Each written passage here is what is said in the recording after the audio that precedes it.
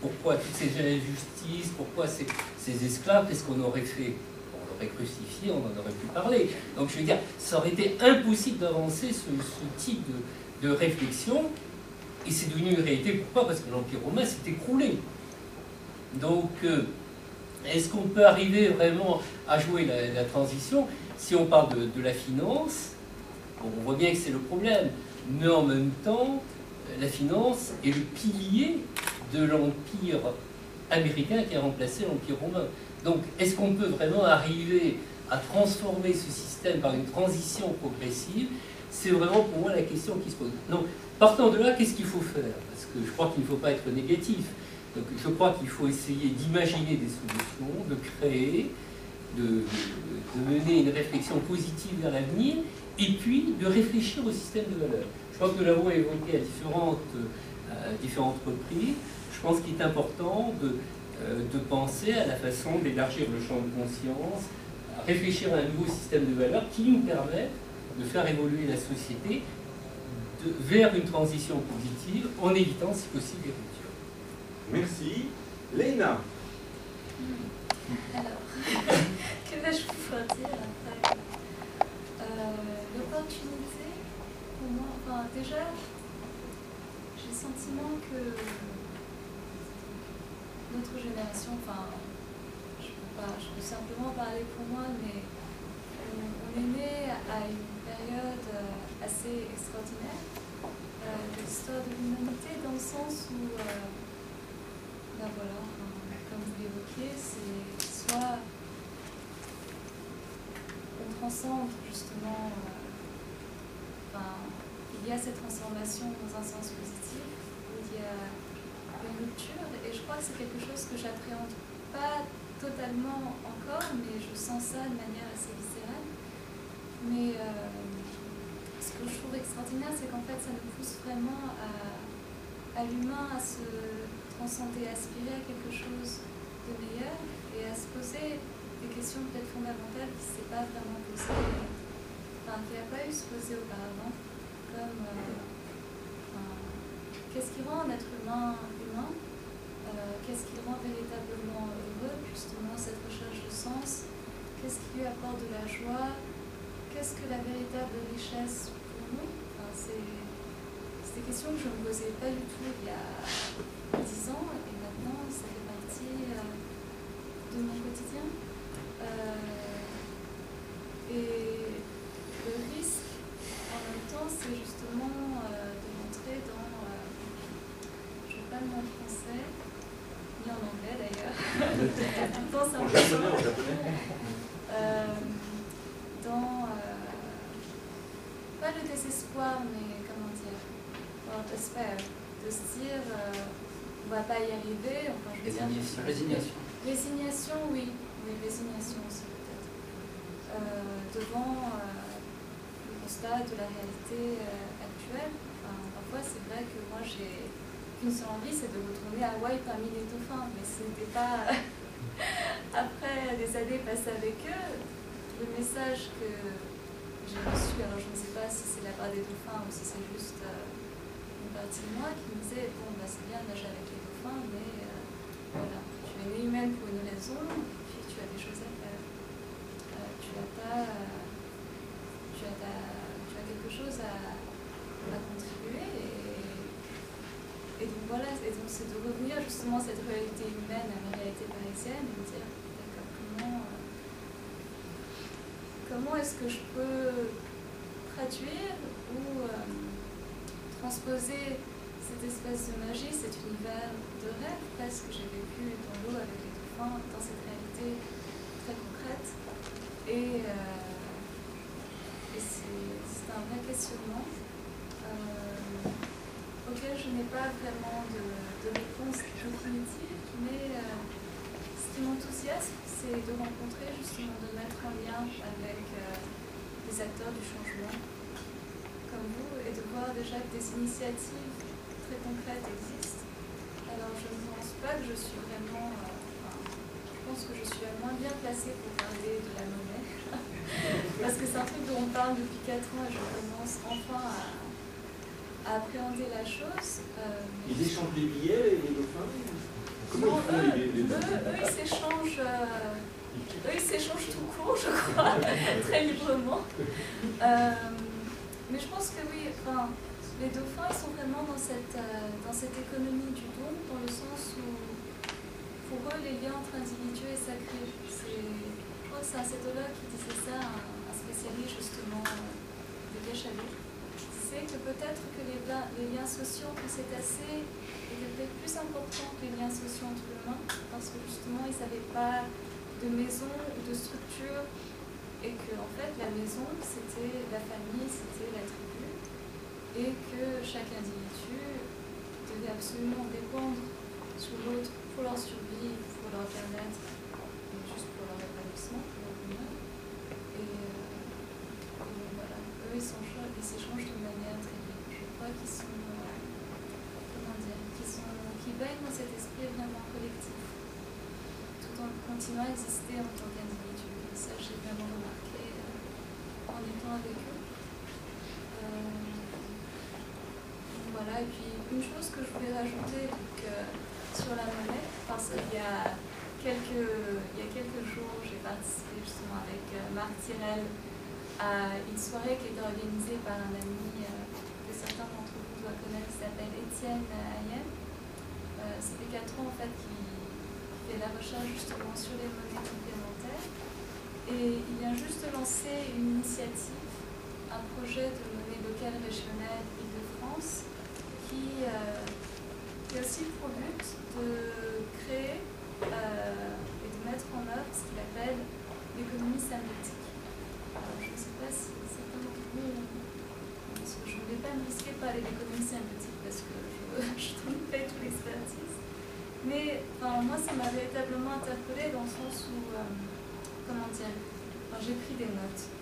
Donc, je crois que je vais me référer à mes notes.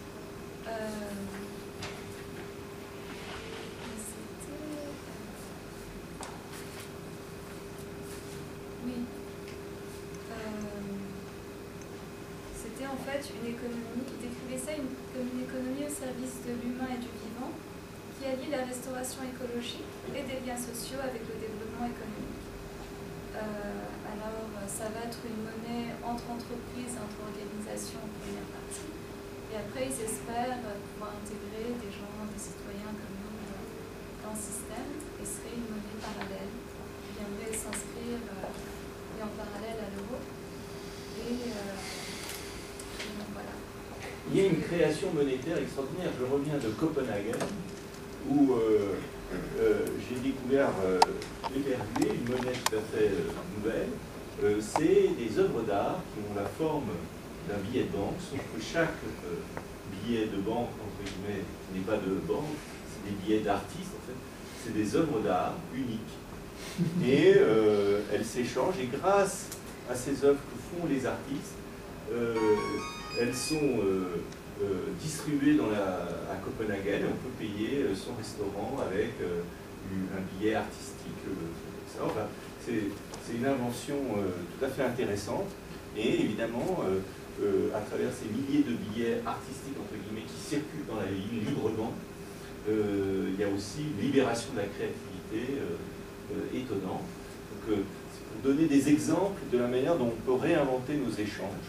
Il y a aussi l'économie du don, et donc nous sommes un très bel exemple. Merci à vous tous, parce que vous êtes venus gracieusement, et en l'espace de 2-3 ans, nous avons soulevé une montagne, la planète Terre, avec rien en fait. Notre petite association s'est développée de manière organique par le don des uns et des autres. Donc merci à tous. Mais ça aussi, c'est une forme d'économie. Alors d'ailleurs, pour conclure, je ne peux pas m'empêcher d'avoir un peu d'humour et de dire à Jean-Louis, est-ce que tu serais d'accord pour nous emmener tous dans un train gratuit au bord de la mer, nager avec les dauphins, la prochaine fois. Le train ne va pas jusqu'à Hawaï. Mais il y en a en Bretagne, ou dans l'île. Alors, quelle est ta vision des risques et des opportunités aujourd'hui? Alors, je vais parler un peu de mon entreprise, mais surtout en mon nom d'ailleurs. Oui, je oui, pense sans plagier au-delà du raisonnable Tim Jackson, je pense que votre problème majeur, c'est quand même la prospérité sans croissance. comment on réinvente, sous contrainte de ressources, de climat, d'énergie, de démographie, etc., une autre forme d'organisation qui satisfasse aux besoins les plus essentiels des gens. Donc, de manière très opérationnelle, évidemment, ça interroge les modèles économiques qui sont les nôtres. Très clairement, d'ailleurs, ce que Mintzberg ou d'autres appellent l'économie du bien commun interpelle, y compris la façon dont on peut, nous, envisager la mobilité, c'est-à-dire non pas s'adresser à des actionnaires, mais s'adresser à des citoyens adhérents qui ont des besoins de mobilité. Ce n'est pas la même chose. Le bénéficiaire in fine n'est pas le même.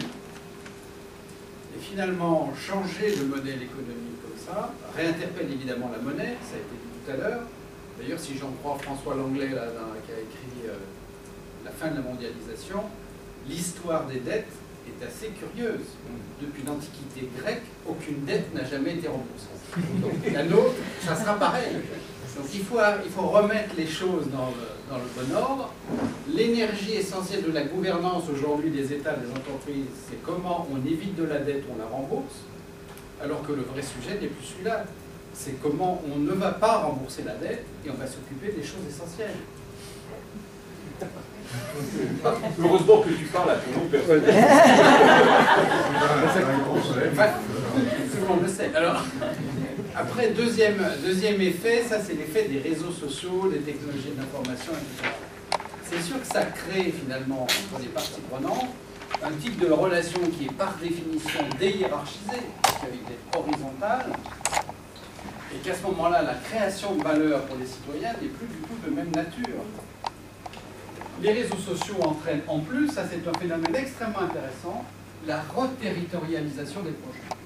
On a une réappropriation par l'échelon local, grâce finalement au foisonnement des échanges, des enjeux, des projets qu'ils peuvent mener. Et donc une réappropriation démocratique finalement des décisions qui sont prises au niveau du territoire. C'est extrêmement intéressant parce que c'est orthogonal à notre culture colbertiste historique. Il y a, c'est enregistré ce que je dis, je l'avais filmé, mais j'ai eu l'occasion il y a un mois à peu près de déjeuner avec Cécile Duflot. Oui. Et je lui avais demandé ce qu'elle pensait au fond du Grand Paris avec 15 millions d'habitants, qui allait inévitablement générer des flux tels que ça entraîne une dégradation des conditions de vie des gens et, in fine, une baisse de productivité pour les entreprises. Elle était très embêtée, cette question. Elle m'a dit, oui, mais nous, on a eu Louis XIV.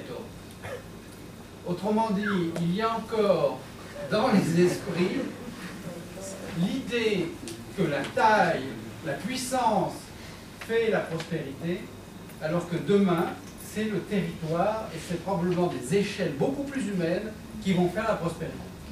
Alors nous, ça nous interroge, y compris stratégiquement, c'est-à-dire que le sujet d'avenir stratégique pour l'entreprise, ça n'est plus de faire des lignes de TGV qui roulent à 370 km/h, parce que la vitesse n'est plus à l'ordre du jour, je suis d'accord, ça a été dit.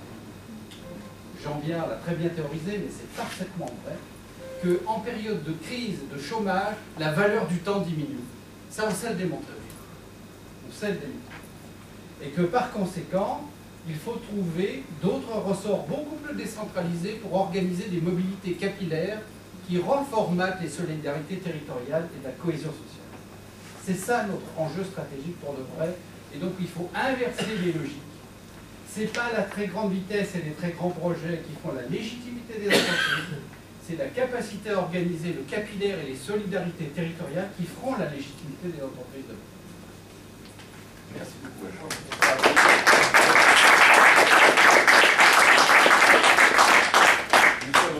que je peux faire un petit commentaire? Oui.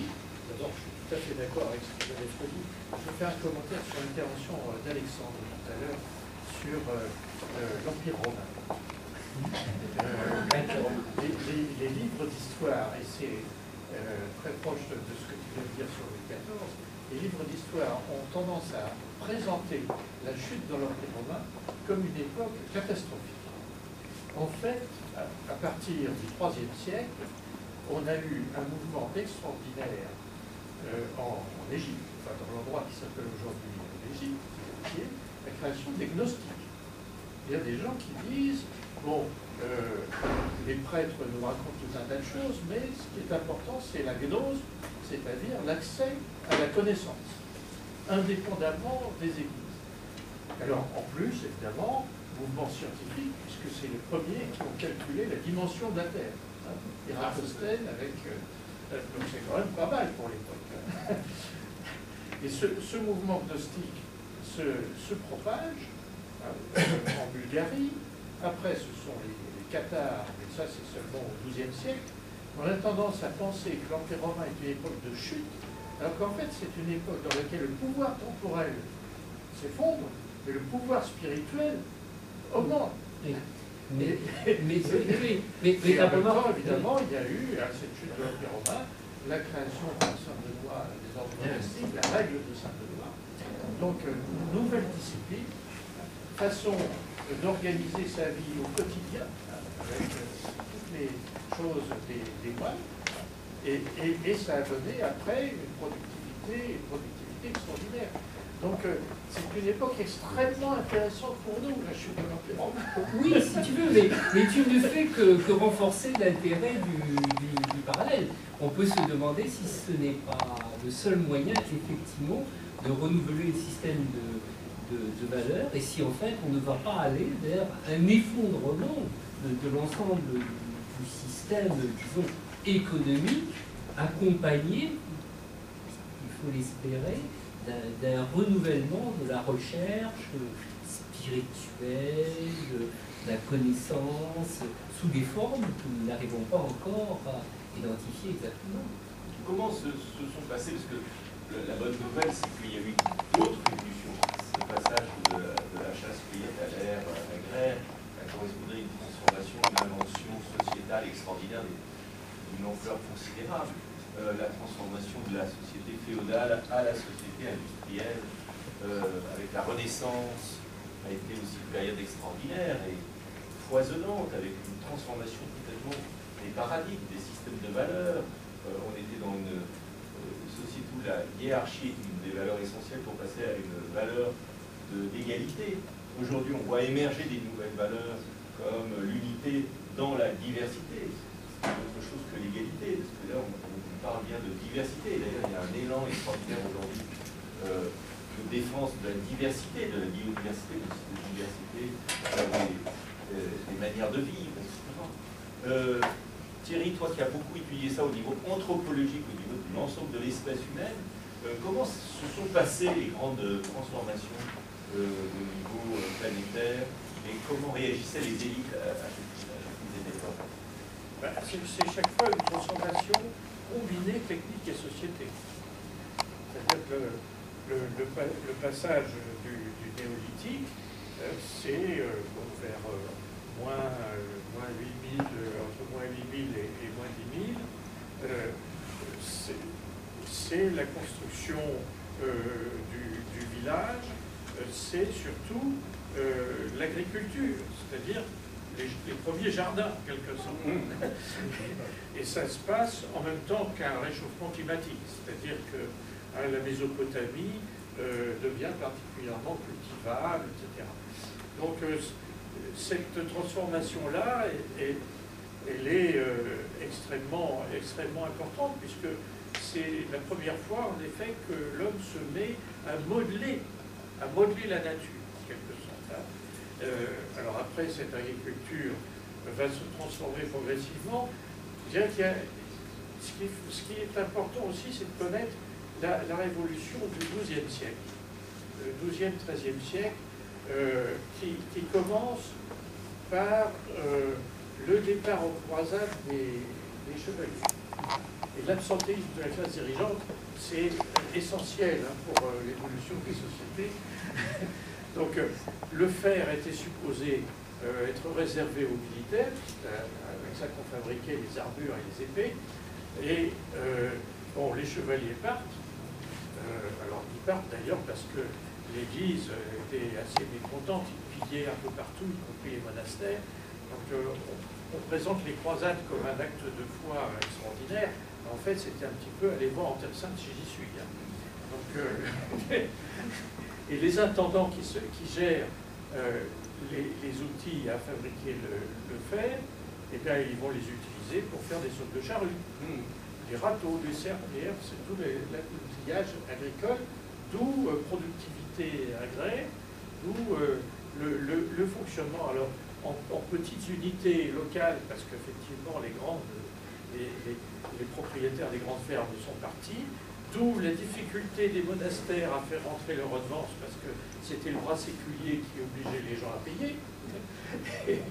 D'où les monastères qui se disent maintenant il va falloir travailler de nos mains, comme c'est dit d'ailleurs dans la règle de Saint-Benoît, et puis les constitutions de l'ordre cistercien qui va se déployer dans toute l'Europe, 700 monastères en 2 siècles, et qui vont être visités par les paysans du coin, lesquels vont, c'est que ça, sélectionner les semences, les animaux.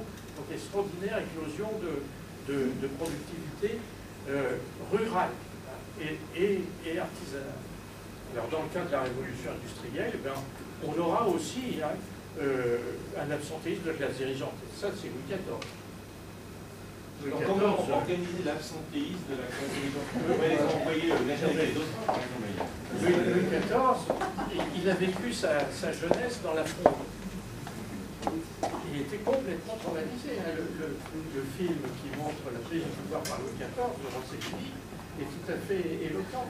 Et alors, qu'est-ce qu'il a fait? Il a dit, je vais dompter les potentats locaux, la noblesse, en leur faisant un spectacle pas possible.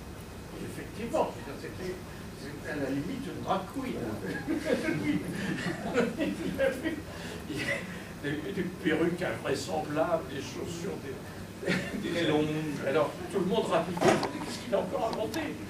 Et puis en plus, évidemment, il s'attachait les services des plus grands artistes de l'époque, en musique, en théâtre, etc. Donc c'était l'état spectacle. L'état spectacle, alors la classe dirigeante est venue voir. Et s'est intégrée dans la vie de cour. Mais comme leur boulot, c'était quand même de gérer les domaines ruraux, à la génération suivante, le pouvoir leur a complètement échappé. Et c'est la bourgeoisie qui a pris le pouvoir à leur place. Donc, on voit bien ces dynamiques de remplacement. Alors aujourd'hui, qu'est-ce qu'on trouve? Je ne sais pas si vous connaissez M. Kahn, par exemple. M. Kahn, qui était un trader. Oui. Qu'est-ce qu'il en avait assez de son métier de trader, il a fait la Khan Academy. La Khan Academy. C'est-à-dire un système d'enseignement, on appelle ça aujourd'hui les MOOCs, de façon générale, dans lequel il a mis tous les savoirs auxquels il pouvait avoir accès sur Internet pour que tout le monde puisse y accéder complètement libre. Il y a une vidéo remarquable. Alors on voit bien justement des gens qui étaient dans le système de classe dirigeante, qui eux-mêmes d'ailleurs basculent complètement et se mettent à faire des choses d'intérêt. C'est un exemple extraordinaire, parce que ça, on est dans l'économie du don. Il n'a même pas eu besoin d'aller nager avec les dauphins, il a compris comme ça, directement. Au-delà de la transformation à la Louis XIV, on peut situer aussi le phénomène de transformation silencieuse. En Chine, par exemple, François Julien, le philosophe de l'altérité, il étudie ces mécanismes de transformation silencieuse qui met en rapport avec notre manie en fait, européenne, par exemple, de vouloir toujours dire qu'il y a des ruptures. On parle de Gutenberg qui a inventé l'imprimerie, et en fait, en Chine, l'invention par exemple de l'imprimerie est beaucoup plus ancienne que celle de Gutenberg, mais elle s'est faite, on ne sait pas identifier d'inventeur en Chine. On parle de transformation silencieuse, comme les mécanismes. Alors, je prends la petite sonnette. Écoutez, on vous écoute. Je crois que toute la salle est absolument fascinée. Et je crois aussi que nous allons prendre des vacances, puisque de toute façon, les dirigeants peuvent laisser la place aux collaboratifs et que tous les citoyens sont capables d'inventer le futur. Je pense que c'est ça le message essentiel que vous avez compris. Donc, nous, on a décidé avec Jean-Louis de prendre le train pour aller nager avec les dauphins. Et il vous reste maintenant à inventer la planète. Chacun, vous êtes en responsabilité. Et on va se mettre par petits groupes. Alors, on va changer un peu notre programme. On va innover. en temps réel. D'abord, si quelqu'un a une question absolument insupportable, je sens que c'est vraiment une grande question, on va vous laisser l'espace pour parler, pour poser une question, deux questions éventuellement, et après nous allons in situ se mettre en petits sous-groupes, et